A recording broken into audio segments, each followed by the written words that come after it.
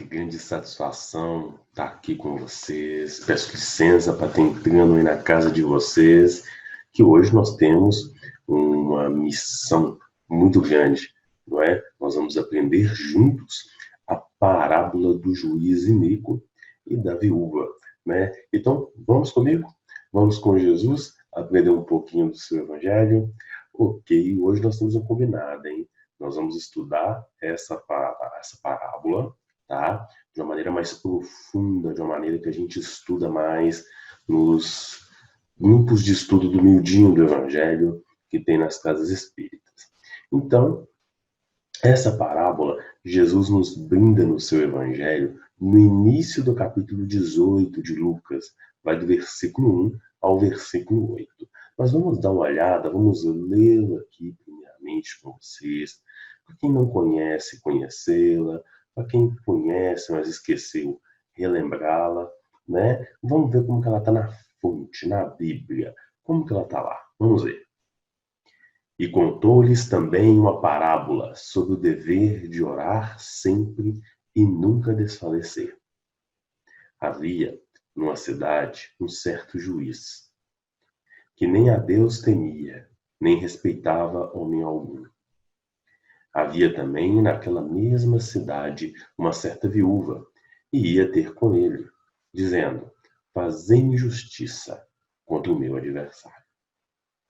E por algum tempo não quis, mas depois disse consigo: ainda não temo a Deus, nem respeito aos homens. Todavia, como esta viúva me molesta, hei de fazer-lhe justiça, para que, enfim, não volte nem me importune muito. E disse o Senhor: ouvi o que diz o injusto juiz. E Deus não fará justiça aos seus escolhidos, que clamam a Ele de dia e de noite, ainda que tardio para com eles? Digo-vos, que depressa lhes fará justiça. Quando, porém, vier o Filho do Homem, porventura achará fé na terra? Então vamos começar o nosso estudo aqui de hoje. A parábola, o título dela é Parábola do Juiz Iníquo e da Viúva. Então, o que é iniquidade? Iniquidade é algo ou alguém que tem um comportamento contrário à moral, à religião, à justiça, à igualdade. Então, a iniquidade está associada ao ato de ser mal, injusto, perverso. Tá? Uma pessoa iníqua, ela transgride as leis, as normas e éticas, sem qualquer tipo de ressentimento e escrúpulos. A iniquidade está normalmente relacionada com o cinismo e a falta de caráter. Tá?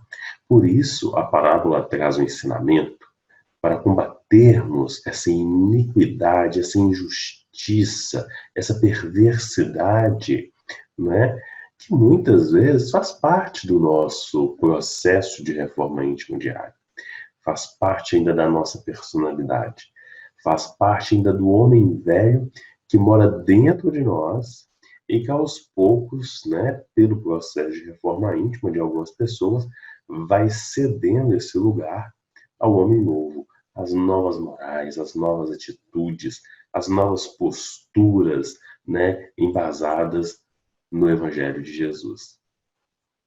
E também de nunca perder a esperança, a confiança em nosso aprendizado evolutivo. Dificuldades, gente, elas são normais. O próprio Jesus teve suas dificuldades. Não que ele precisava para o seu processo evolutivo, ele não precisava. Já era espírito crístico, já passou pelas etapas de aprendizado que nós estamos passando, né? Mas ele deu um ensinamento muito grande de perseverança para nós. Ele deu um ensinamento muito grande que ninguém está aqui reencarnado a passeio, ninguém está aqui reencarnado para descansar, não é mesmo? Estamos aqui para trabalhar. E o trabalho exige esforço, e o trabalho normalmente, naturalmente, tem as suas dificuldades, porque vivenciando ela, passando pelas experiências, é aquilo que vai nos fortalecer, não é?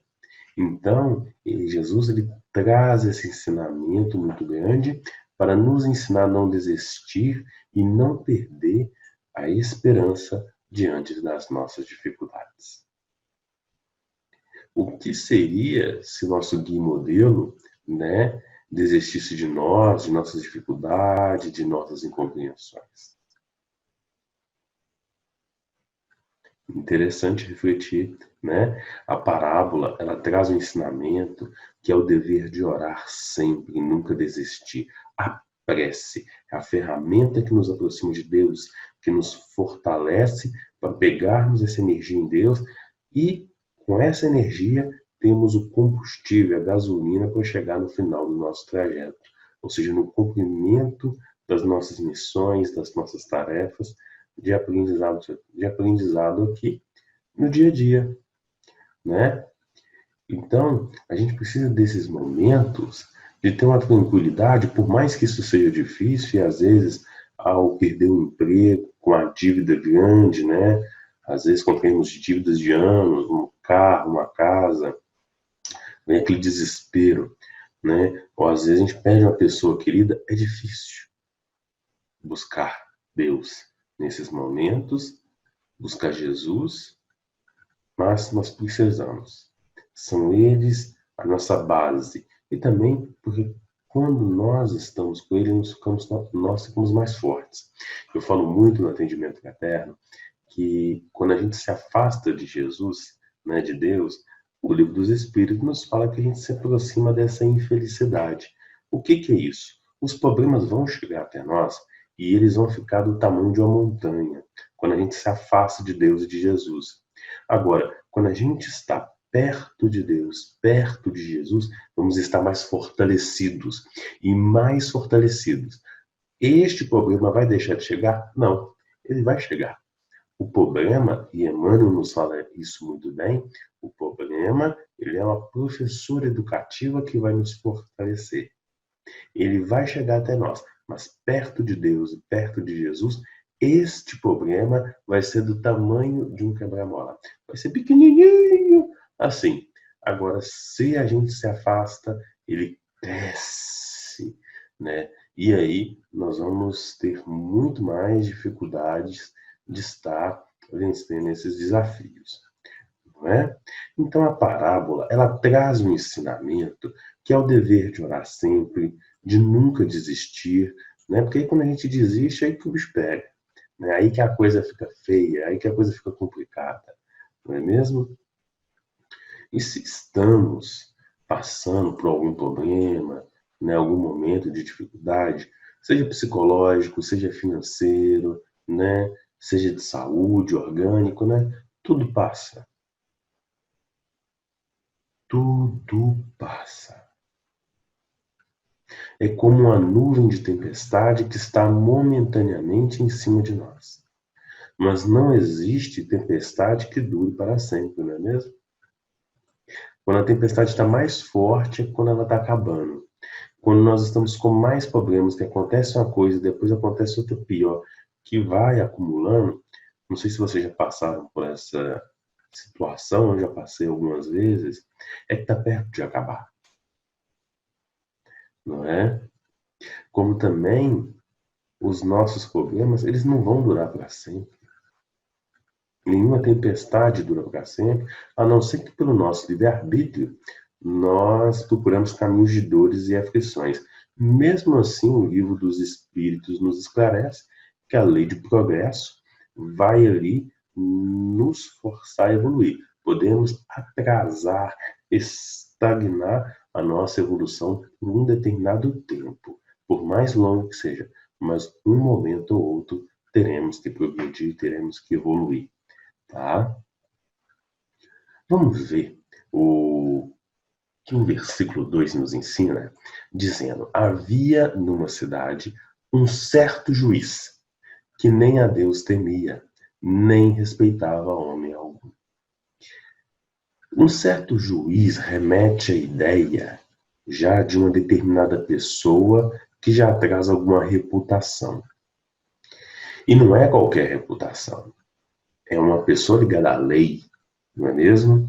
Não temer a Deus e nem respeitar homem algum já remete a uma outra ideia de grande arrogância, de grande orgulho, falta de respeito, né? Imagina, né? A gente não respeitar a Deus, né?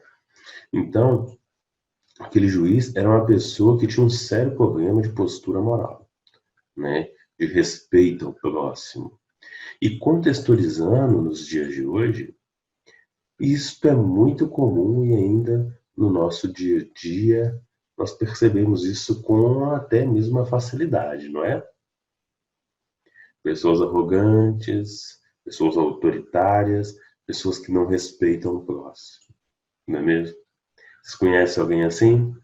No trabalho, na família, nos vizinhos, não é? É importante falar aqui que eu não estou falando daqueles ligados à justiça humana como o juiz, né? Mas extraindo o espírito da letra, muitas pessoas comuns ainda não respeitam a Deus e aos homens. Se refletirmos um pouco, é só a gente ligar a TV, nos noticiários, né? Que nós vamos ver ali diariamente muitos exemplos de atos primitivos, de atos de violência com o próximo, né? E até mesmo no nosso círculo de convivência diário, nós podemos ter esses tipos de pessoas, não é mesmo? Que precisam muito da nossa oração, da nossa compreensão, tá? Isso é muito importante lembrar. São os mais necessitados. Por mais difícil que isso nos pareça, né? Principalmente quando a gente está na situação, convivendo próximo e que aquela atitude nos prejudica. Bom, e o que representa simbolicamente esse juiz injusto e perverso nessa parábola? Já pararam para pensar? Já pararam para refletir? Vamos ver. Juiz é aquele que, investido de autoridade pública, tem poder para julgar, na qualidade de administrador da justiça do Estado, né? Mas em um sentido mais profundo, se é um juiz injusto e perverso, porque ele é iníquo, né? Não é perfeito e vem nos falar que representa as leis humanas. A justiça humana, que não é perfeita e, em alguns casos, é vingativa e injusta.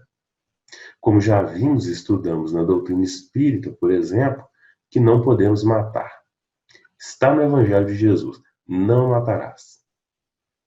A justiça humana, não é? Permite, em alguns casos, você matar o próximo.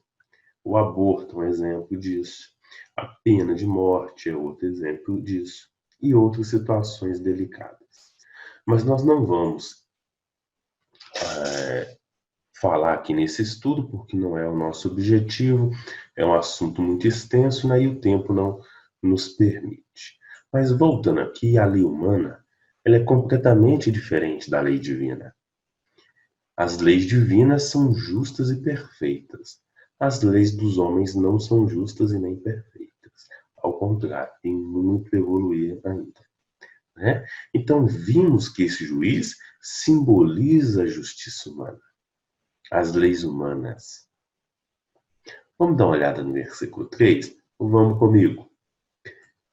Havia também naquela mesma cidade uma certa viúva, e ia ter com ele, dizendo: faz-me justiça contra o meu adversário. Interessante, né, que vem uma intuição aqui muito forte, que o maior adversário de nós somos nós mesmos.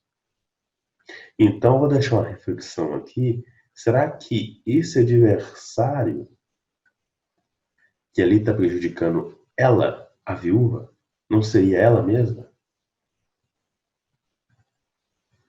Porque não são os adversários, é o adversário. Pode ser. É um exercício que Jesus deixa no Evangelho para a gente refletir, para a gente meditar. Não há só um ponto de compreensão, há vários pontos de compreensões nessa interpretação do Evangelho, e isso que é gostoso, porque a gente aprende mais, a gente reflete mais, e em momentos da nossa vida, ora pode ser uma compreensão, uma interpretação, ora pode ser outras. Por isso que o Evangelho é muito gostoso, por isso que o Evangelho é sempre atual, porque Jesus não fala para aquela situação, Jesus fala para o Espírito. Voltando, né?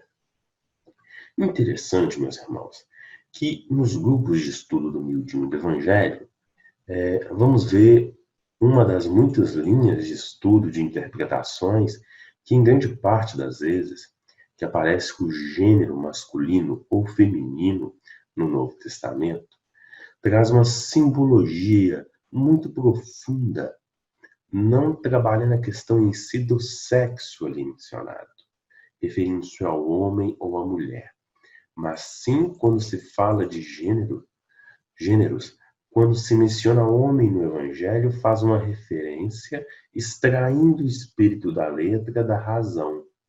E quando se fala em mulher, faz uma referência extraindo o espírito da letra das emoções. Como a reencarnação ela tem como objetivo espiritual o aprendizado nosso, questão 132 do Livro dos Espíritos, reencarnamos, ora como homem, ora como mulher, para trabalharmos mais nossa razão, ora mais nossas emoções. Por favor, meus irmãos, não vamos levar para o lado pessoal ou para um lado polêmico de que se reencarnamos como homem só vamos trabalhar a razão e como mulher somente emoções. Nada disso, até porque o espírito não tem sexo. Mas se trabalha um pouco mais nestes casos, quando reencarnamos como homem a razão e como mulher as emoções. Tá? Isso é psicologicamente falando, evangelicamente falando. Tá? E por isso que precisamos ter inúmeras reencarnações para atingir esse equilíbrio de razão e sentimento. Mas voltando para a parábola, vimos que extraindo o espírito da letra, novamente, as emoções aqui estão representadas por uma viúva. E quem é uma viúva? Mulher que, tendo desencarnado o marido, não se casou de novo. Então, se a viúva simboliza as nossas emoções e o marido masculino que desencarnou, que representa a razão, vimos que essa irmã que procurou o juiz iníquo, injusto, não é? Ela foi desprovida da razão. Essa viúva representa nessa parábola quando vamos resolver qualquer problema pessoal nosso ou do próximo, agindo somente pelas emoções, desprovidos de qualquer razão. Estamos viúvos da razão. Estamos em falta. Me cita o exemplo disso, Tiago Henrique, para facilitar o meu entendimento. Claro, meu irmão. Vamos citar um exemplo aqui para facilitar, não é mesmo? Vamos supor que você está no trânsito, né? Você está na sua faixa, você está correto, mas o carro da frente, de uma hora para outra, em um local proibido, muda de faixa, sem dar seta, você tem que dar uma freada ali mais brusca, o cara da frente, além de estar errado, buzina te xingando, e aí você tem aquele ímpeto, né? Será que você vai xingar também? Ou seja, você vai agir pela razão e começar ali uma briga de trânsito, né? Você vai agir ali você vai agir pelas emoções, não é? Desprovido da razão. Por quê? Se você pensa um pouco mais, né? A gente perdoaria, que é o exemplo e ensinamento de Jesus.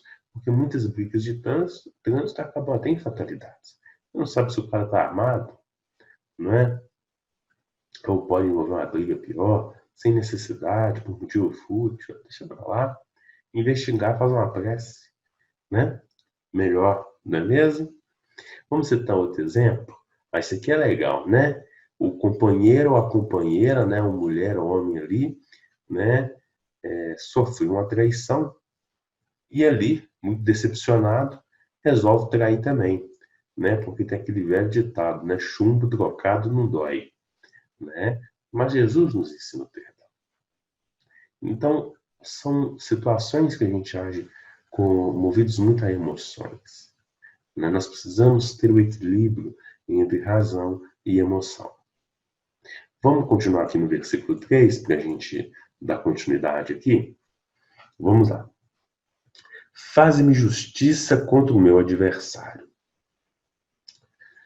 Curioso.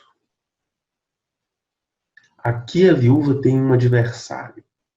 Se a viúva simboliza nossas emoções, não é mesmo? Quem é o adversário de nossas emoções? Alguém sabe? Quem é o adversário das nossas emoções? São as paixões inferiores, como o orgulho, como a vaidade, não é? O egoísmo, raiva, ódio, ansiedade, medo, vingança, e por aí vai, são inúmeras, né? Então, esse estudo nos convida, nesse momento, a refletirmos qual adversário, qual paixão ou adversários ou paixões inferiores estão morando atualmente dentro da casa do nosso coração. Porque eles precisam sair. Precisam ser despejados. E nós vamos despejá-los usando o Evangelho. Onde tem paciência, vamos nos evangelizar. Vamos fazer um tratamento de evangelioterapia, com autoconhecimento, com reforma íntima, e essa impaciência vai virar paciência. A minha intolerância vai se transformar por trabalho, por esforço, em tolerância. Não é? Ok? Tranquilo? E está, não é? Nos atrapalhando a viver, porque quando essas paixões inferiores estão dentro de nós, nós não temos paz. Nós não temos harmonia. Não somos alegres. Não é? E o que mais a gente quer é uma paz, é uma harmonia, é uma alegria, não é? Então, ao descobrir essas paixões inferiores, precisamos combatê-las antes que eles nos dominem, né? Antes que a tristeza vire uma depressão, antes que a ansiedade vire uma síndrome do pânico ou um transtorno de ansiedade, um transtorno obsessivo compulsivo, né? Alguma situação psíquica mais severa. Ok? Vamos aqui, então, para o versículo 5. Todavia, como esta viúva me molesta, hei de fazer-lhe justiça, para que, enfim, não volte e me importune muito. Vimos aqui que esta viúva ela age insistentemente procurando o juiz para resolver o seu problema, né? Se ela age insistentemente, dá uma ideia que ela procurou, né, ele por mais de uma vez. E ele não atendeu às reivindicações dela, né? Mas chega uma hora que de tanta insistência, ele acaba cedendo para não haver mais incômodo para ele. Então ele realiza, né, atende o pedido dela, não é por caridade, né? É para parar de incomodá-lo, né? Então, vamos trabalhar dois pontos de vista aqui nesse versículo. O primeiro, pessoal, e o segundo, simbólico. No pessoal, tá? Trazendo para o nosso íntimo, quantas vezes fazemos as coisas que o próximo nos pede de má vontade? E atendendo somente depois de muita solicitação e insistência. Uma reflexão importante para esse estudo de hoje. Estamos agindo de uma maneira não caridosa e como este juiz. Vamos refletir, meus irmãos. Porque muitas vezes não fazemos de pronto o que nos pedem.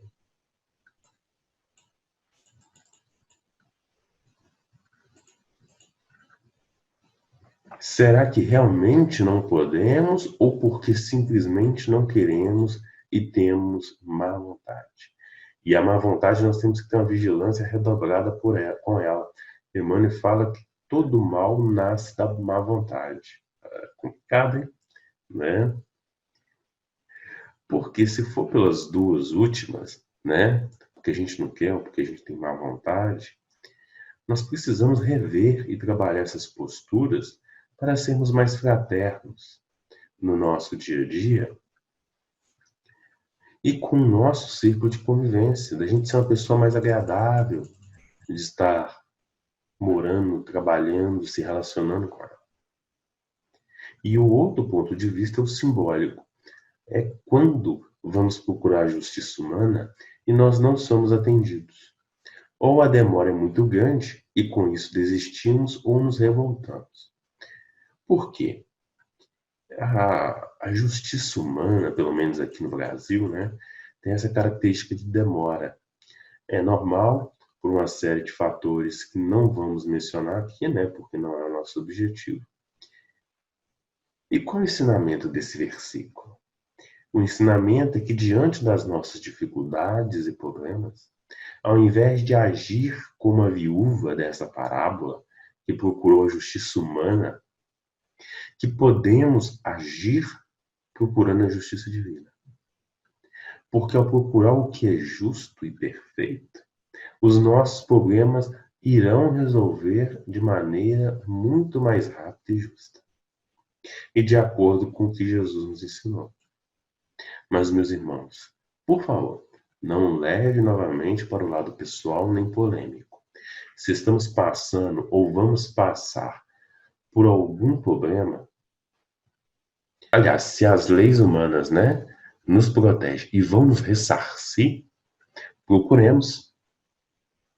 Mas como cristãos, vamos dar prioridade às leis divinas. Tá? Claro, sem perder nossos direitos legais e humanos. Isso é fé raciocinada.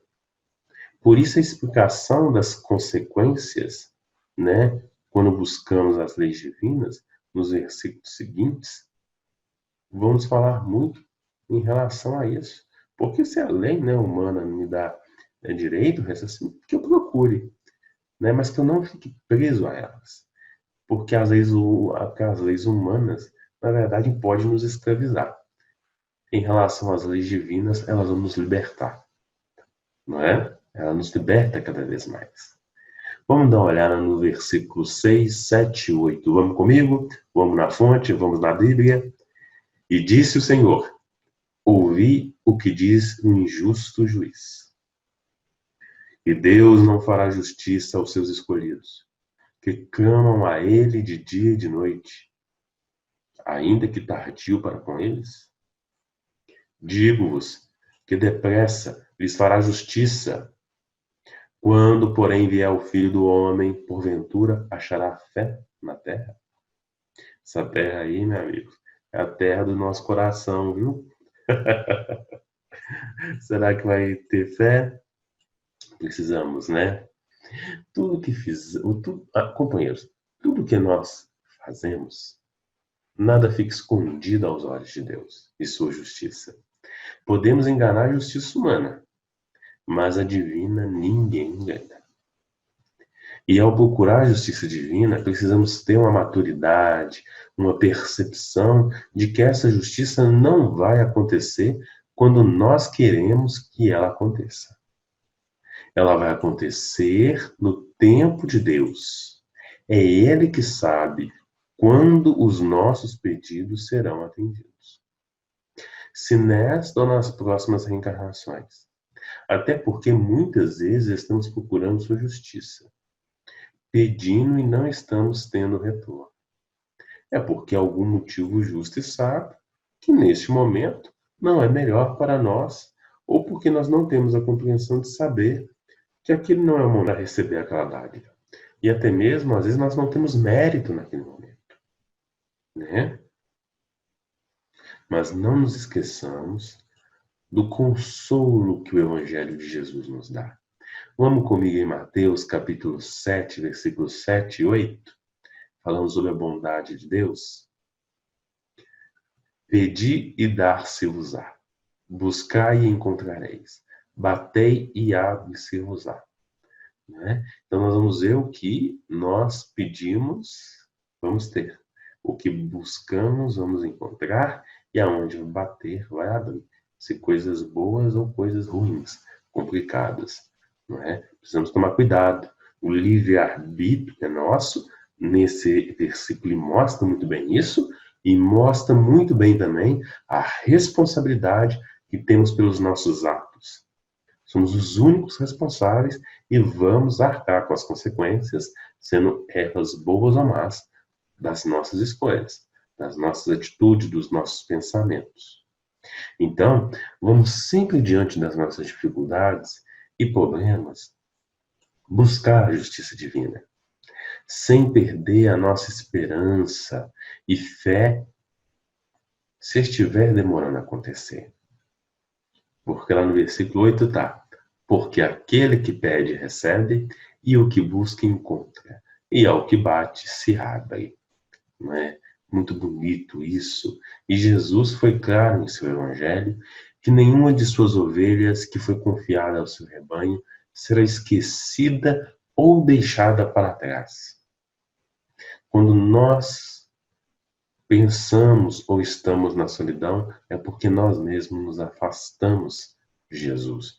Porque quem está com Jesus nunca está sozinho. Podemos estar sozinhos na companhia de encarnados.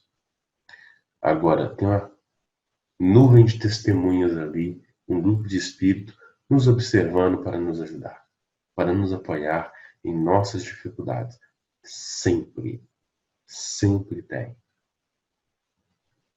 Jesus nunca nos esquece e nunca nos abandona. Então, é só confiar e fazer a nossa parte. Muita paz.